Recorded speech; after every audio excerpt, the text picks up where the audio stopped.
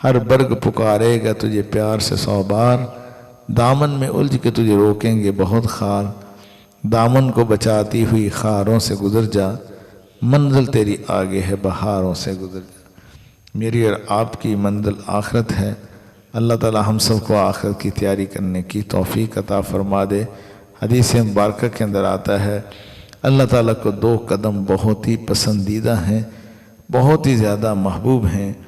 ایک وہ قدم جو نماز پڑھنے کے لیے اٹھایا جاتا ہے مسجد میں جانے کے لیے، اور دوسرا قدم جو ہے اللہ تعالیٰ کو وہ محبوب ہے جو تعلقات کی بہتری کے لیے اٹھایا جاتا ہے، کہ اپنے رشتہ داروں کے ساتھ صلہ رحمی کے لیے اپنے ملنے والوں کے ساتھ جو ہے اس کو اٹھایا جو جاتا ہے۔ یہ قدم بھی اللہ کو بہت ہی زیادہ محبوب ہے۔ تو ہم اس بات کی پوری کوشش کریں کہ اللہ ہم سب کو آخرت کی تیاری کرنے کی توفیق عطا فرما دے۔ ایک حدیث مبارکہ ہے جس کے راوی ہیں حضرت ابو ایوب انصاری رضی اللہ تعالیٰ عنہ۔ یہ میزبان رسول صلی اللہ علیہ وسلم جہاں آپ صلی اللہ علیہ وسلم تشریف فرما ہوئے، یہ انصار بھی بڑے منفرد لوگ تھے، بڑی محبت والے تھے۔ اصل میں مدینہ منورہ کی غالب آبادی انصار کی تھی، اور یہ انصار بھی بڑے عجیب لوگ تھے۔ یمن کا بادشاہ تھا جس کا نام تبہ تھا، اور اس کی حکومت بر اعظم افریقہ تک پھیلی ہوئی تھی۔ اسی کی حکومت میں جو ہے مدینہ منورہ بھی آتا تھا۔ ایک دفعہ اس نے اپنی سلطنت کو دیکھنے کی نیت کی، اور اپنے ساتھ 400 علماء کو لیا، کیونکہ یہ عیسائی تھا، اس وقت عیسائی مذہب تھا۔ تو 400 عیسائی علماء کو جب لیا، یہ چلتے چلاتے جب مدینہ منورہ پہنچے، کچھ دن وہاں قیام ہوا۔ قیام کے بعد یہ جو علماء اس کے ساتھ عیسائی تھے، انہوں نے کہا کہ یہ تو وہ زمین معلوم ہو رہی ہے جو ہماری کتابوں میں لکھا ہے کہ آخری نبی امام الانبیاء حضور اکرم صلی اللہ علیہ وآلہ وسلم یہاں ہجرت فرما کر آئیں گے، تو کیوں نہ ہم یہاں قیام کر لیں، ہمیں یہ سعادت حاصل ہو جائے کہ ہم نبی پاک صلی اللہ علیہ وسلم کے انصار معاون مددگار بن جائیں۔ اگر ہمیں یہ سعادت حاصل نہ ہو سکی تو پھر کیا ہے، پھر ہماری نسلوں کو یہ سعادت حاصل ہو جائے گی، ہم اپنے اولادوں کو وصیت کر دیں گے کہ آخری نبی امام الانبیاء حضور اکرم صلی اللہ علیہ وسلم کے معاون مددگار بن جانا۔ چنانچہ اللہ کے نبی صلی اللہ علیہ وسلم، یہ جو تھے انصار، انہوں نے جب یہ مشورہ کیا تو ان میں سے ایک نے کہا کہ ہم تبہ کے ساتھ آئے ہیں، تبہ کو بادشاہ کو بتانا چاہیے کہ ہمارا یہ ارادہ ہے۔ چنانچہ انہوں نے کہا یہ تو بڑی اچھی بات ہے۔ 400 نے ان سے جا کر تبہ سے کہا کہ دیکھو ہم یہاں ہی رہنا چاہتے ہیں۔ اس نے کہا کہ میں آپ کو منع نہیں کرتا، لیکن آپ مجھے وجہ بتاؤ کہ آپ یہاں کیوں رہنا چاہتے ہیں۔ انہوں نے کہا کہ ہماری کتابیں جو ہیں آسمانی کتابوں میں لکھا ہوا ہے کہ آخری نبی امام الانبیاء حضرت محمد صلی اللہ علیہ وسلم جہاں ہجرت فرمائیں گے وہ سرزمین جو ہوگی وہ یہی ہے۔ ہماری کتابوں میں جو نشانیاں لکھی ہیں وہ ساری کی ساری اس میں پائی جاتی ہے، یہ وہی کھجوروں والی سرزمین ہے۔ تو ہم اس لیے رہنا چاہتے ہیں کہ ہمیں یہ سعادت حاصل ہو جائے کہ اس آخری نبی صلی اللہ علیہ وسلم کی ہم خدمت کر سکیں، ان کے معاون بن سکیں۔ اگر ہمیں یہ نہ حاصل ہو سکی سعادت تو ہم اپنی اولادوں کو نصیحت کریں گے کہ آپ ایسا کرنا، تو ہم یہاں رہنا چاہتے ہیں۔ تبہ نے کہا کہ میں آپ کو منع نہیں کرتا، بڑی خوشی کی بات ہے، میں آپ کو 400 کو یہاں مکانات بنوا کے دیتا ہوں، 400 کی تمہاری شادیاں کرتا ہوں، اور 400 کو کثیر رقم دیتا ہوں۔ اور ایک مکان اس نے نبی پاک صلی اللہ علیہ وسلم کے لیے بنوایا، اور پھر ایک اس نے خط لکھا، اور اس خط میں بہت ہی زیادہ حضور اکرم صلی اللہ علیہ وسلم کے ساتھ محبت کا اظہار کیا، اور ان علماء میں سے ایک کو یہ دے دیا کہ یہ مکان جو بنا کے دے رہا ہوں یہ بھی نبی پاک صلی اللہ علیہ وسلم کے حوالے کر دینا، اور یہ میرا خط بھی نبی پاک صلی اللہ علیہ وسلم تک پہنچا دینا۔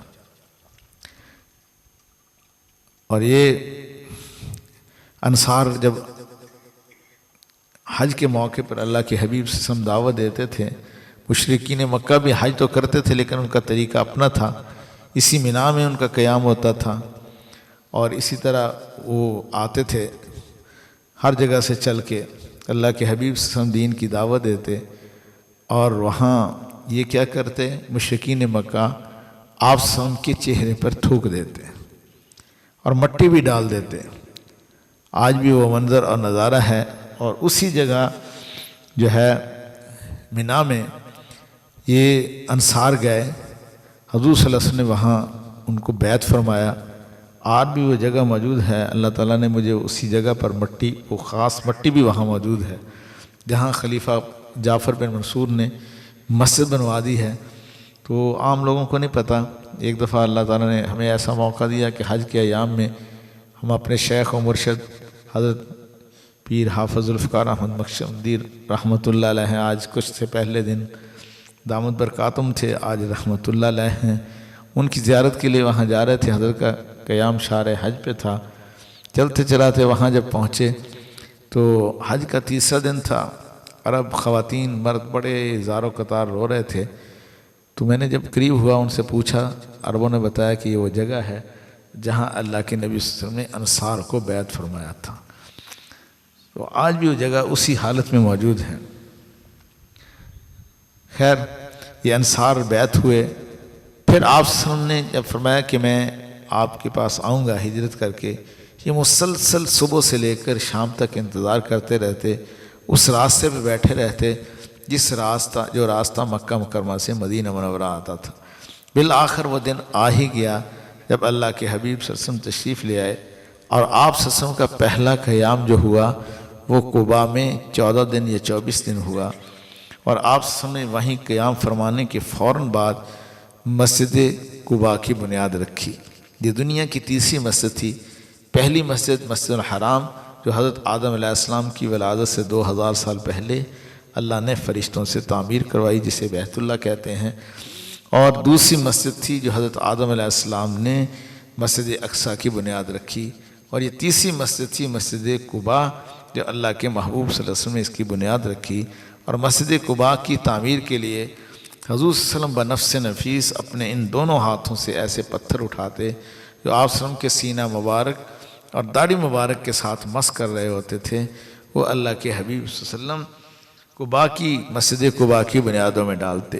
صحابہ کرام آگے بڑھ کر عرض کرتے، اللہ کے حبیب صلی اللہ علیہ وسلم ہم حاضر ہیں آپ کے خدام غلام۔ تو آپ صلی اللہ علیہ وسلم اس پتھر کو تو چھوڑ دیتے جو اٹھایا ہوتا، پھر اس سے بھی بڑا پتھر اٹھا لیتے۔ خیر، اس طرح مسجد قباء کی تعمیر فرمانے کے بعد پھر آپ صلی اللہ علیہ وسلم مدینہ منورہ کی طرف روانہ ہوئے۔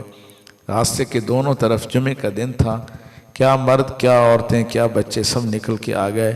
اللہ کے حبیب صلی اللہ علیہ وسلم آپ ہمارے ہاں تشریف لے آئیے، آپ ہمارے ہاں قیام فرمائیے۔ حضور صلی اللہ علیہ وسلم نے فرمایا کہ میرا قیام وہیں ہوگا جہاں میری اونٹنی جا کر بیٹھے گی۔